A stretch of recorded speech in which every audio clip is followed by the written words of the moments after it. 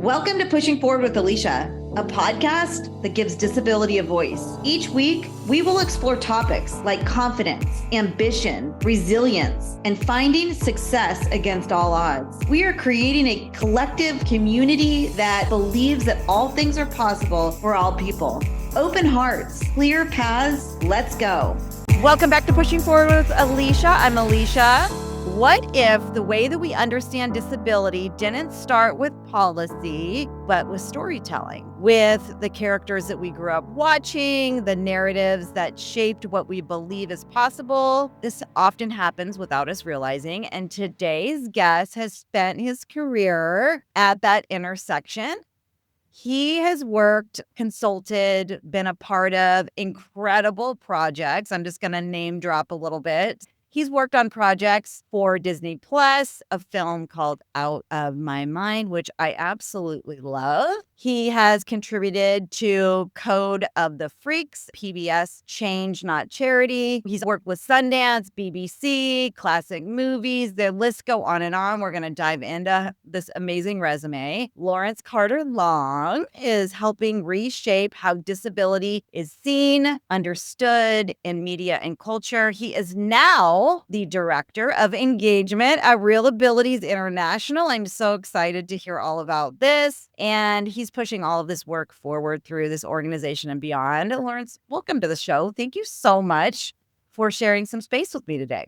Well, thank you for having me on, Alycia. I'm looking forward to the conversation. So much to talk about here, obviously. So I think if it's okay with you, I would love to ground us a little bit in your story, how you identify with disability, whatever you're comfortable sharing there, and how that lived experience has shaped the way that you see stories being told in the media. I began at an early age. I was drafted at 5 years old in Indianapolis, Indiana, where I grew up, where they sort of came into the rehab facility, the hospital where I was. They were sort of working with me. I didn't walk till I was 5. I have cerebral palsy and was born 3 months premature, weighed 2 pounds and 12 ounces, dropped down to 1 1/4, spent the first 3 months of my life in an incubator. So I wasn't walking at age 2, and mom was kind of like, what's going on here? And that's when I got the diagnosis. So then began the surgeries and, all of those sort of medical interventions for the CP itself. In my particular case, it affects the way that I walk. And so there I am doing the rehab thing. I was kind of like a combo of preschool and rehab and those sorts of things. The wee age of 4 or 5 years old.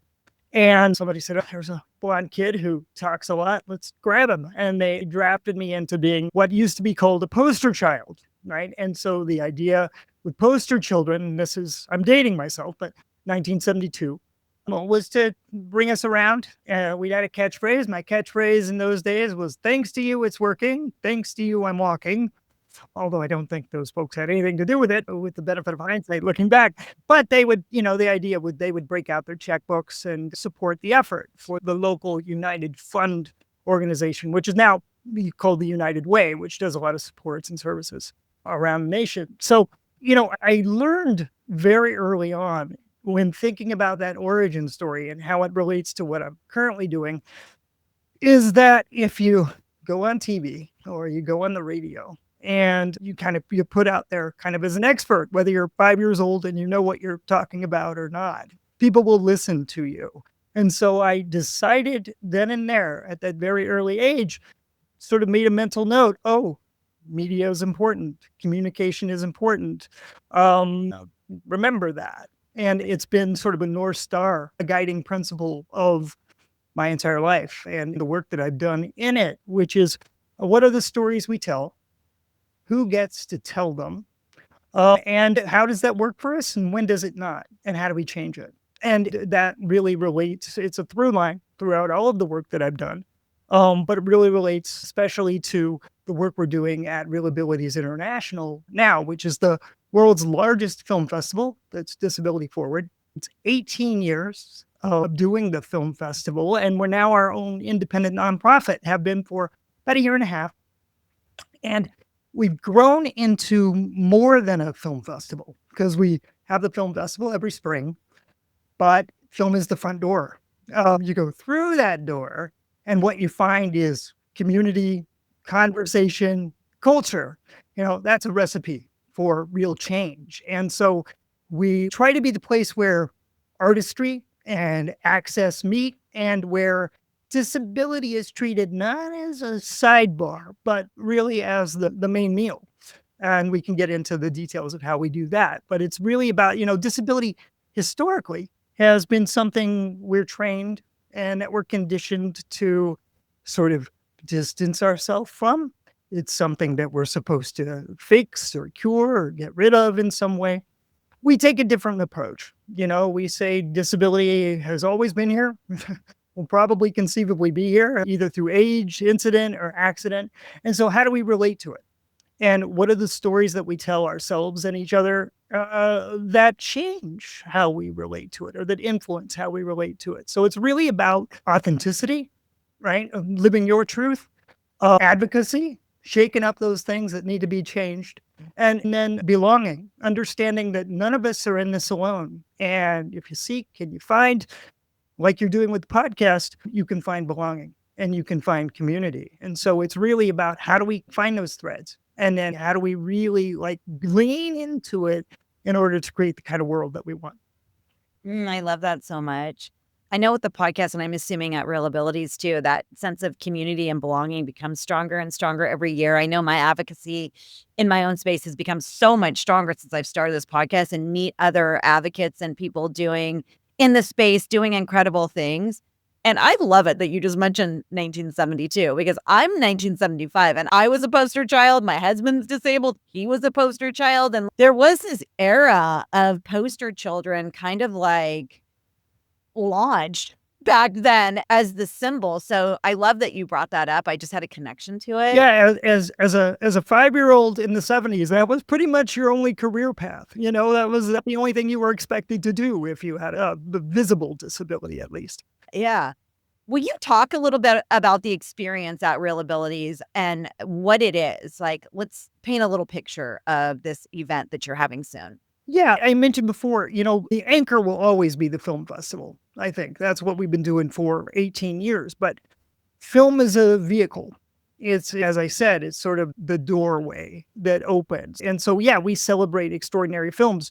That's important to do. That will be central. But toward what end, right? The larger mission is building community and broadening perspectives and really developing these spaces where disabled people are respected and appreciated, not as symbols or tokens, but as storytellers, as artists, as leaders, and as the shapers of culture, So it's really about not just screening the stories, but I think shifting the focus of the stories that we tell. It's, in our work, traditionally, historically, anybody has a sense of history.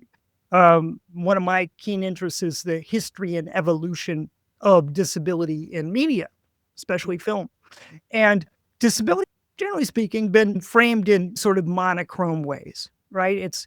You're either tragic or heroic, you're an inspiration or you're a warning for something. And there's almost always a lesson to be taught or learned whenever disability shows up. Most people don't live at those extremes.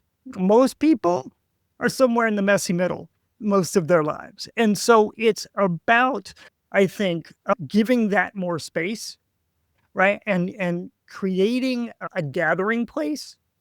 And now that we're our own nonprofit, we're a year-round platform. We're showcasing the present at the festival, but we're also doing work about to put the past in perspective with places like Turner Classic Movies and looking at films that are 60, 70 years old and the significance that they might have, and work with our industry summit, which is really geared toward people that want to be filmmakers or that are disabled creatives, and our partners like AMC Plus in showcasing those who do disability maybe a little bit differently, and giving people that are making the work additional opportunities, creating those pathways and those pipelines so that you can be a disabled filmmaker.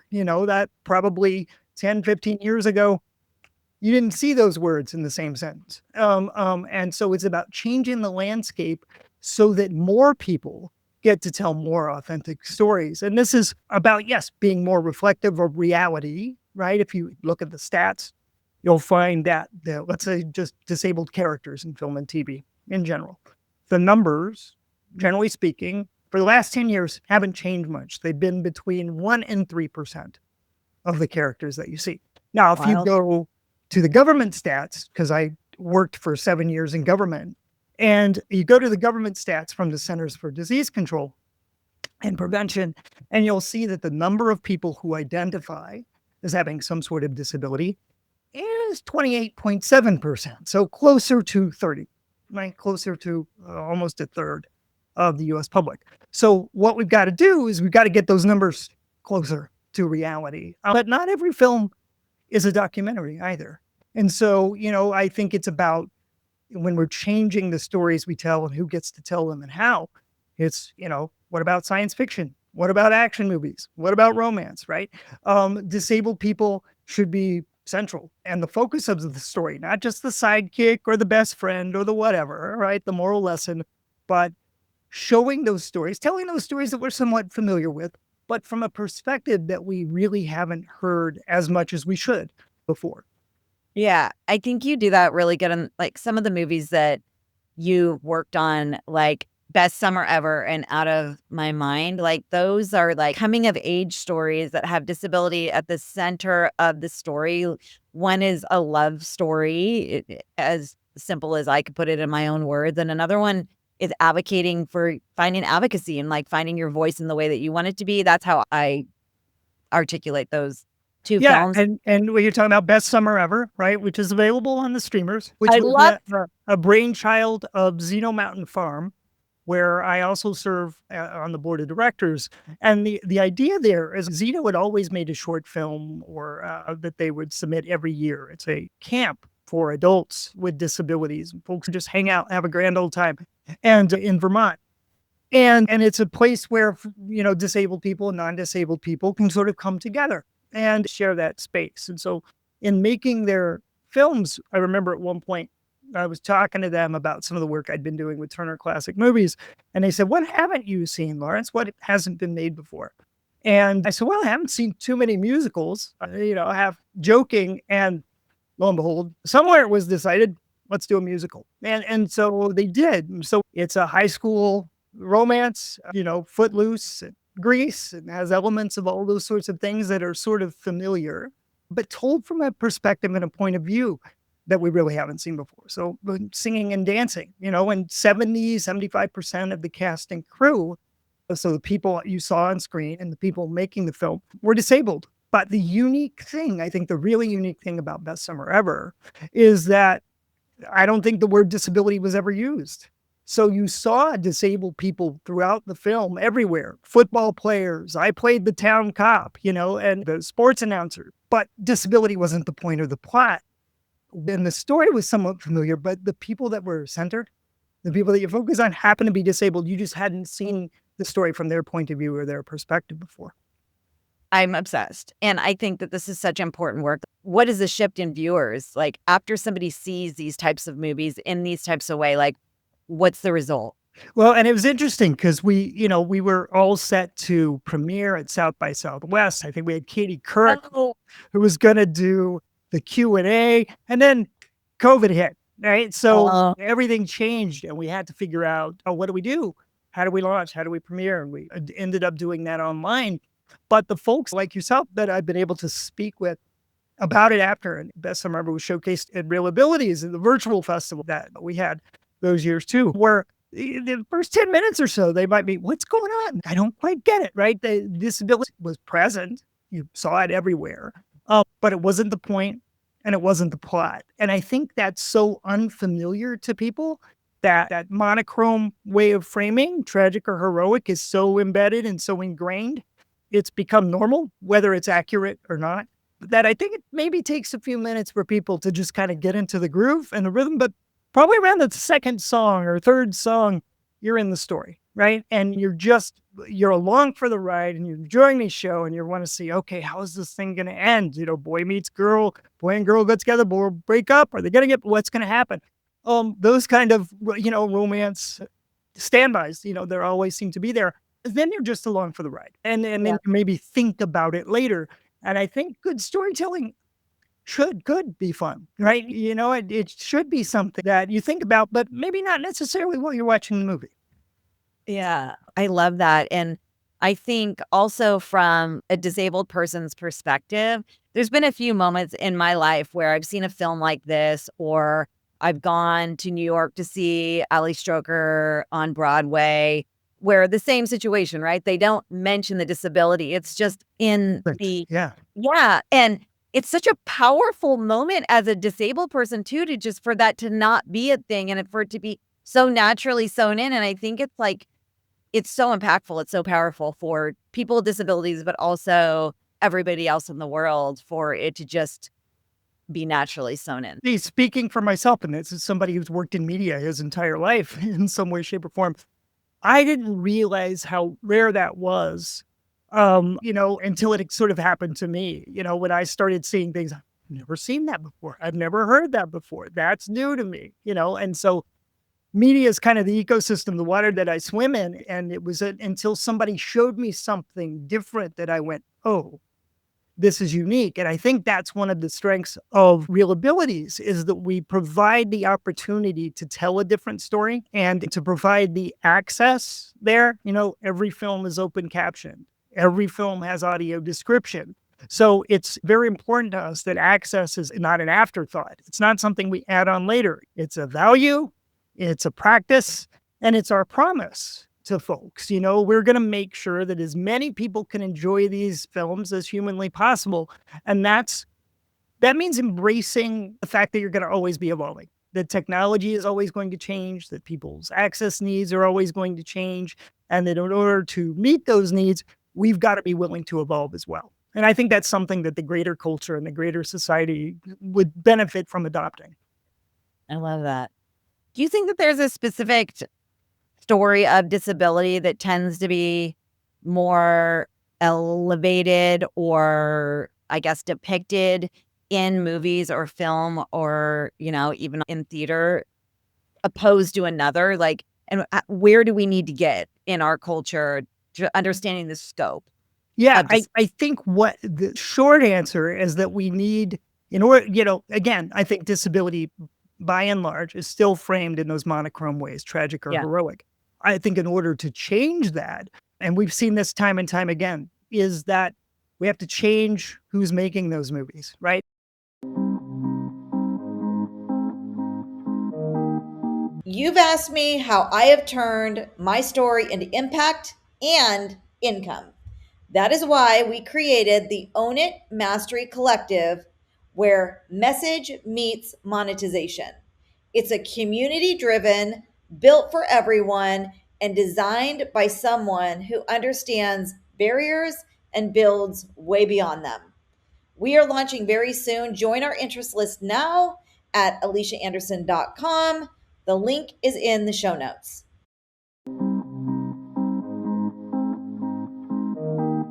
So it's not only who you see on screen, but it's also who's writing, who's producing, who's directing, who's in leadership, who greenlights the film, decides that it gets made, that you put a budget behind it in terms of promoting the film, who's on that PR team, right? All of those, those insights and those experiences that inform the decisions you make about the story that you're telling, which we did with Out of My Mind, those nuances that are really important, because if you get it wrong, somebody with that disability is going to know that you got it wrong, and they're going to call it out on social media, right? So it's about preventing those problems and making sure that the authenticity is there and that it's, coming from a place where, yeah, that's real. Yeah, I recognize that. And so even if it's disabled people in space, right? You're going, whatever they're encountering in space, you go, I can relate to that. You may not have ever been on a spaceship. You may not have ever been to Mars, but there's probably things that deaf people do that are part of the culture that if they're reflecting that accurately, you're going to be able to, engross yourself and get lost in that story in a way that you wouldn't if they were doing sign language incorrectly, for example. Yeah.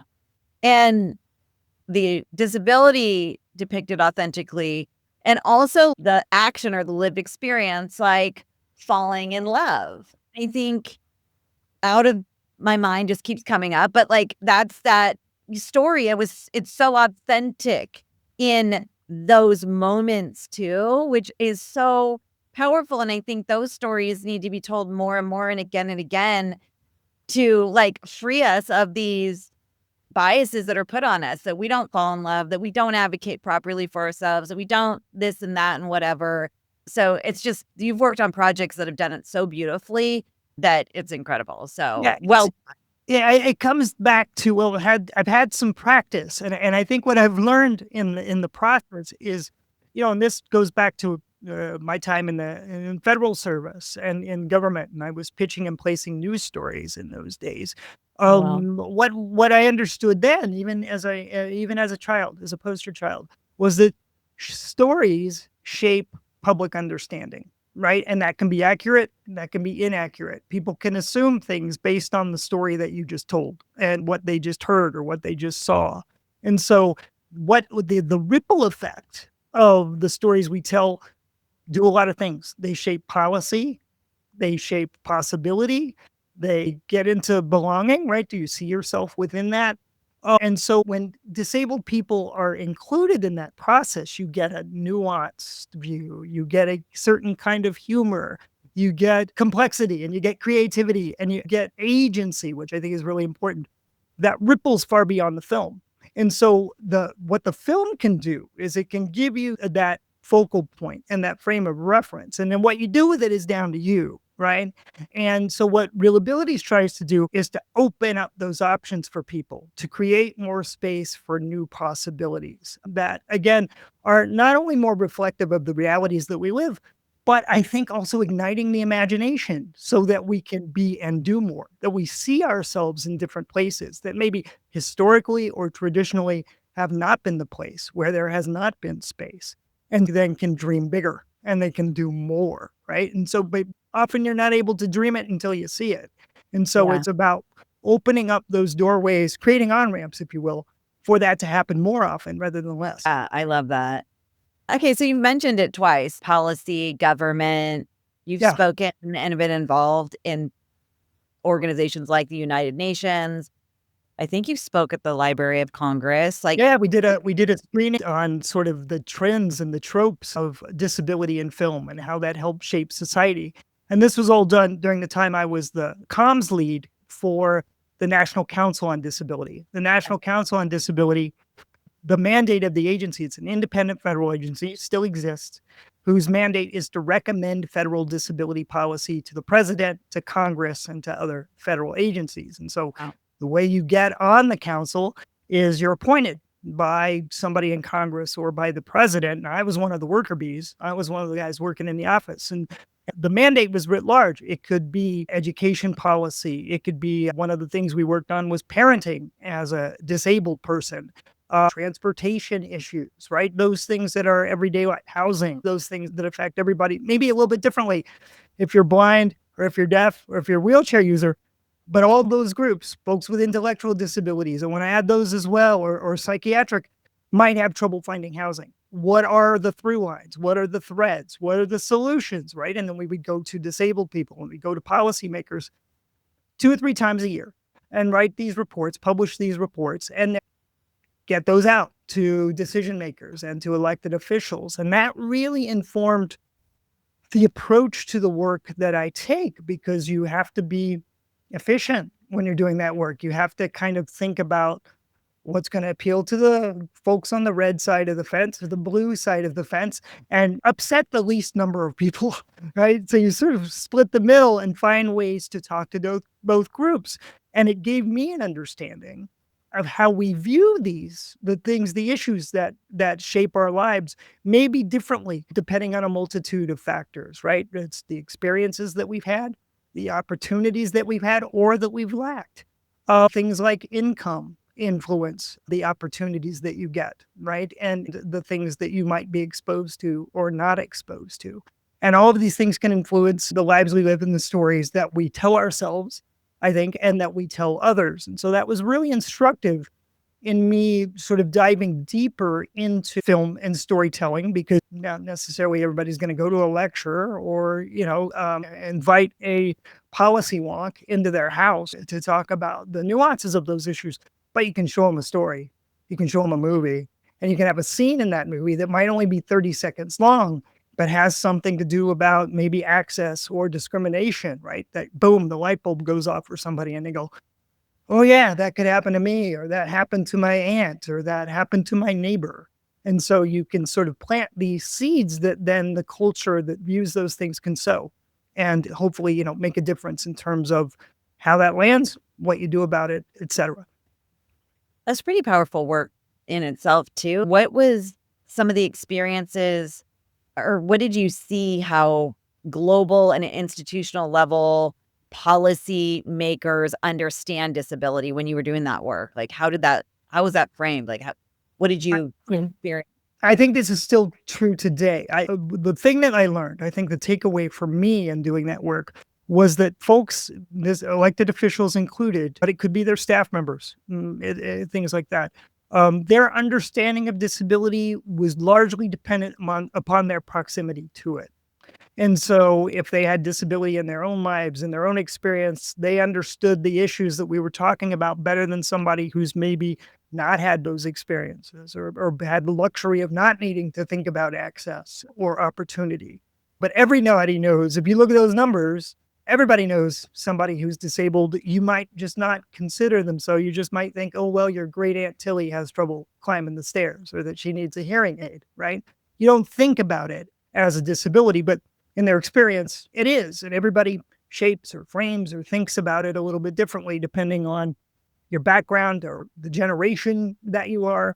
To some people, the word disabled means you're not able to work or you're on disability, right? To other people, it's history, community, culture, identity. And so it's about taking all of those elements and understanding that the definitions are broad and they're vast, but they could be narrow depending on where you come from or what your experience is. So we just try to open the door to get people to realize, yes, what happens to your great Aunt Tilly happens to this percentage of the population.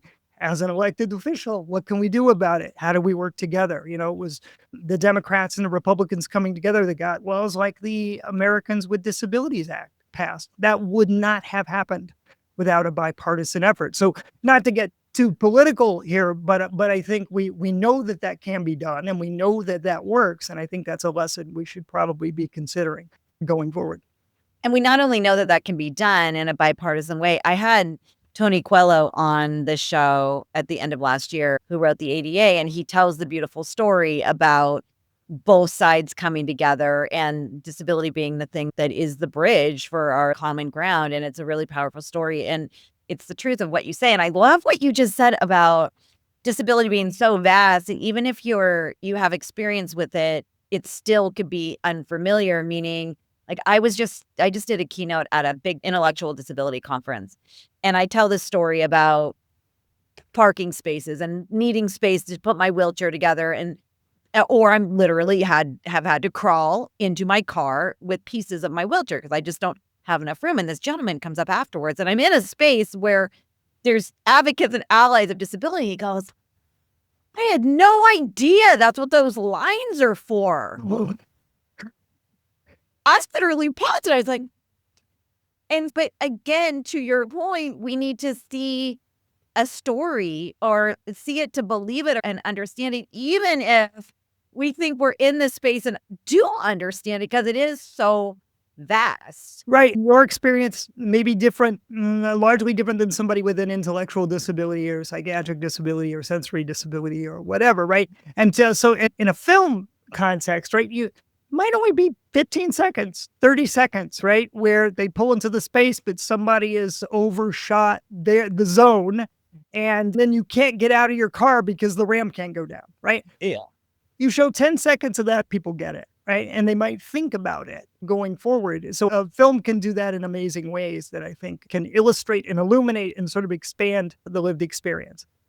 I love the word illuminate. It's such a beautiful word. It's like growth and It's also like the light is sparkle. on, right? The light is So on. Yeah. what? Oh, and the Okay. other thing about disability, which I think is important, and it sort of bears repeating or reminding people if they never thought about it before, is that, you know, I'm not going to wake up a different gender tomorrow or a different ethnicity tomorrow. But one of the unique things about disability is that if you're lucky to live long enough, odds are you're going to join the club Yeah. at some point in time, right? And we don't know how, we don't know when, whatever. The influences there are multitude.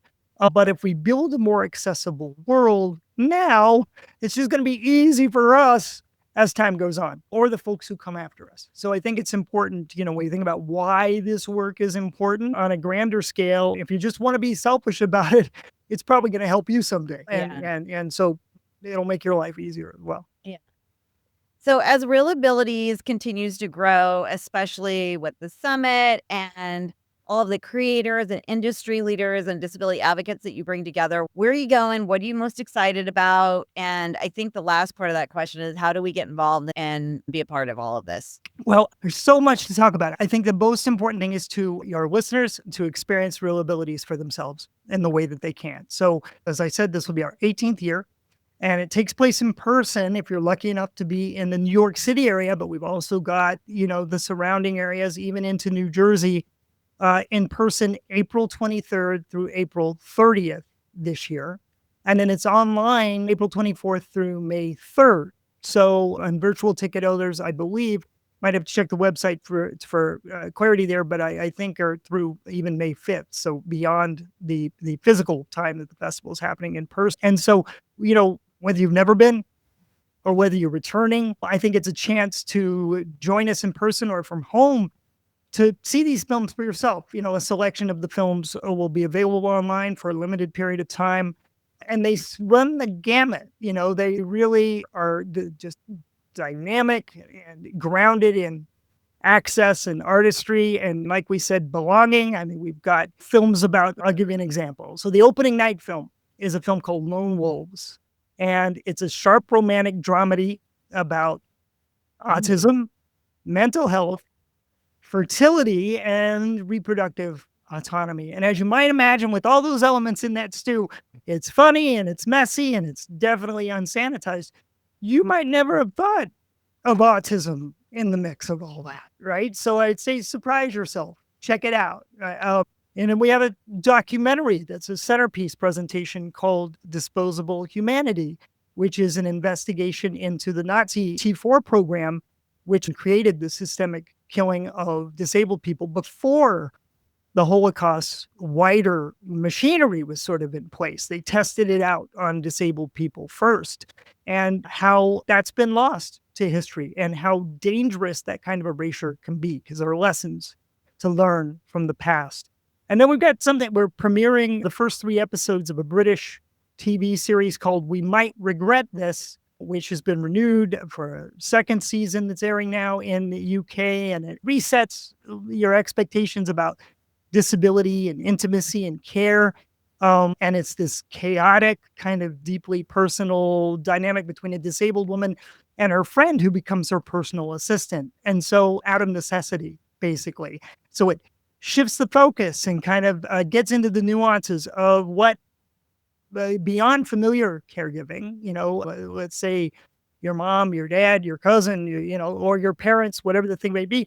But the way that disabled people often have to improvise their realities when the systems aren't in place to support living independently. And so that's, it's witty and it's messy. We talk about that messy middle. And it's got this real emotional texture, unlike anything that we've seen in the United States as of yet. And so there's a real mix, I think, something for everybody at the festival. And we just invite folks to go to ReelAbilities, REEL abilities.org. You can check out what's happening at festival. You can go to ReelAbilities Stream, which is also available from the site, and check out films from previous years that are now available for folks to watch from the luxury of their own home. I love this.